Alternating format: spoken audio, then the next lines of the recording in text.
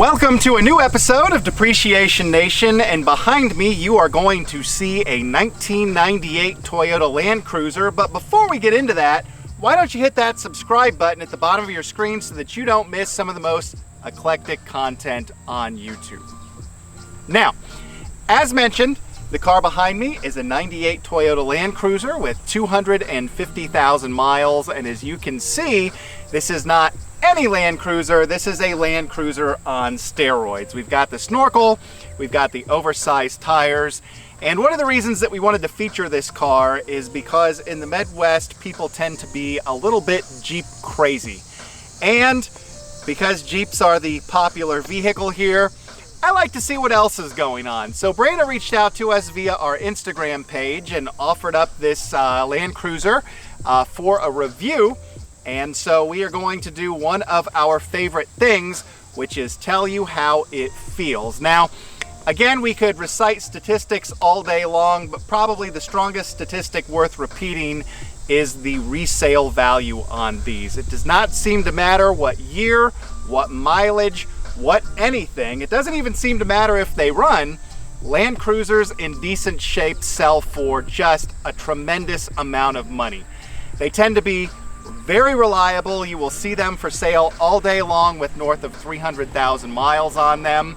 And the people that own them tend to take pretty good care of them. Now, Brandon's got some additional updates in store for this, and perhaps we will feature it again in the future. But for now, we're just going to tell you what the experience is like. So, let's go for a ride.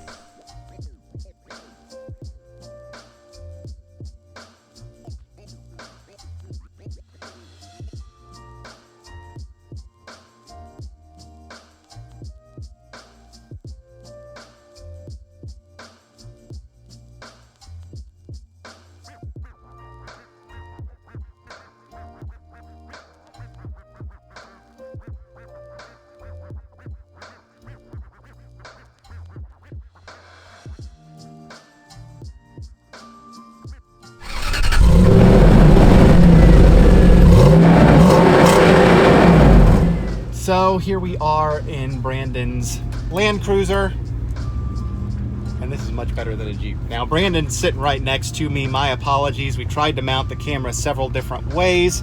Unfortunately, it just wouldn't work out. So we're going to chat about the car. Why a Land Cruiser? I had a 2004 Runner that I inherited, and the frame snapped on it because of rust, as they do. I was looking for something else. Do a lot of like excursions with my friends, so I wanted a third row. So I was like, what can I get that's a third row, off-roader, durable, old school kind of thing? I didn't really know much about the Land Cruiser at the time. This is 2015, I was looking for one. And I went through like excursion and like looked at Jeeps and all kind of stuff. Nothing quite felt right. And I finally found a Honda Series Land Cruiser at a local used car shop. Went and drove it, fell in love, checked it out, and it was completely rusted underneath. So I found this one up in Columbus a couple months later. One of them got it immediately. Loved it ever since. Awesome. The first thing I've got to comment on is how much it does not behave like a Jeep. No. So we've got a lifted suspension, we've got oversized tires and wheels, and Jeep people are going to hate me for saying this, but sometimes when you make those modifications to Jeeps, it feels like they're trying too hard and they miss the mark a little. This doesn't feel like it's struggling at all. To be quite honest, other than the fact that we're high, it's difficult for me to even tell that we've got any sort of large wheel and tire. The other thing is that when you put oversized tires on a Jeep, they tend to be rather loud, but this is not. Now, there's a lot of sound deadening. These are Pro Comp, like extreme terrain mud tires. I'm actually about to, in a couple weeks, get some KM3s from BF Goodrich. Okay. I drove them on a friend's 5th Gen 4Runner. These are 33s, he has 35s, and they're quieter than these. Okay. And they balance better, so I'll get those and a little smoother, a little quieter. But if you had the KO2s on here that I had previously, they were really quiet. Okay. So it's pretty well dampened. Now, normally I talk about interiors, and you'll hear me say that interiors have held up well and interiors don't feel dated. Occasionally, some of you will give me crap about that. But I'm not going to lie, this feels like I'm in a 1998 Toyota. Gauges are simple. Tech is simple.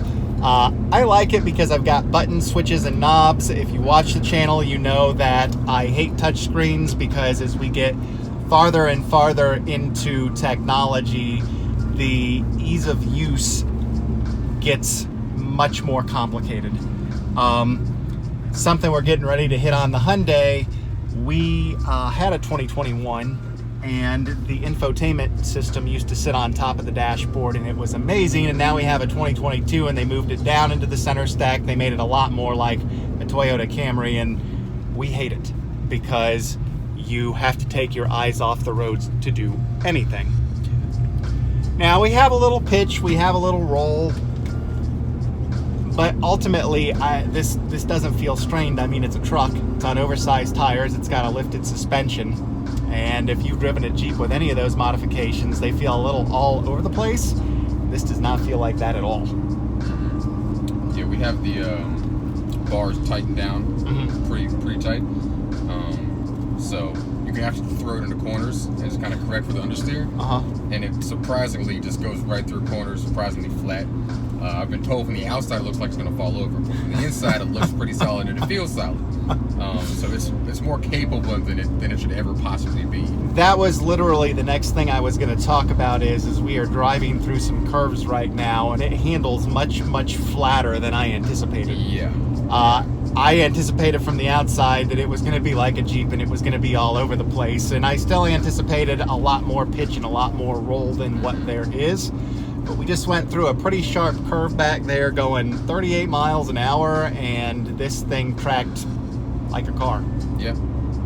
Yeah, I think part of that is a side effect of the aftermarket suspension. Right. It's got the old man EMU 3-inch lift.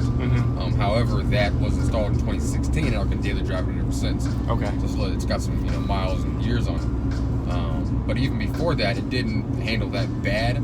But the tires, the wheels with a more negative offset, and the suspension did help because before the factory tires, like these huge sidewall, like non-off-road tires, like luxury car tires, and it had this really tight offset in the wheels and even softer suspension. But even then, it wasn't bad. It just comes out of the chassis being well designed. It drives well. I talk often about how well things drive, but if you're in an old car, you can look at that one right there. Oh yeah, there you go. You can usually tell that you are in an old car, and for 254,000 mile, 24-year-old vehicle? Yeah, 24 years old now. It feels pretty good. It's old enough to buy alcohol. So we're doing some low-speed driving right now. One of the things that we noticed is the turning radius isn't bad. And what did you say? It's better than any current Maserati on sale right now. Even little sedans, it's better than. And you would know because I sell Maseratis. Right on. Yeah. So honestly, this thing is great. 254,000 miles, and honestly, there's not a squeak. There's not really. There's nothing. Not really anything going on. Yeah, they're incredibly well built. People that work on them, I've heard, don't like to work on them, especially interior parts, because on a panel that would have 4 clips in a normal car, even a normal Toyota Lexus, it has 10 to 14 clips in a Land Cruiser. They built it to make sure the door panels wouldn't fall off. Yeah, everything's tough. Cast iron block. Right. So everything is built to this extreme standard. When they design them and build them originally, they're built for every Land Cruiser to this day is built for 25-year service life. And by service life, they don't mean grocery getting, they mean driving through the Outback 7 days a week. 25 years of that. So we bring them to America and drive on our nice roads with our mild climates, and they last just forever. And so prior to doing this, I went online and completed a special order. I optioned one out just to see what they would cost, and they can cost anywhere between $100,000 and $150,000 depending on options. Yeah.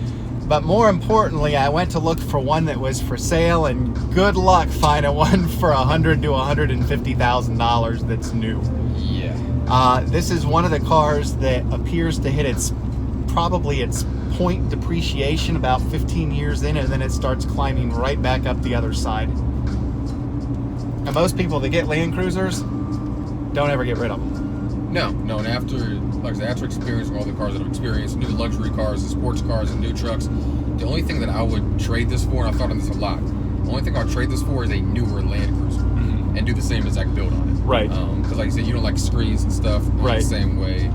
And we have problems at work with cars, software problems, and tail light wiring issues, and like HVAC control vents freezing up. None of that happens here, ever. And every time I start it, it starts. Right. It's a key. It's a manual key. You put in a twist, and it turns on. It's simple. And also, this has a remote start for $200. Nice. So you don't have to touch the key. It's perfect. So that's Brandon's Land Cruiser. Simplicity is key. And so that is Brandon's Land Cruiser. Now, this really doesn't fit the niche of a depreciated product because these haven't suffered much depreciation at all. Many times, used cars selling for more than the brand new cars. They maintain their value very, very well. But one of the reasons that we wanted to go ahead and feature this vehicle is because they do offer a tremendous amount of value.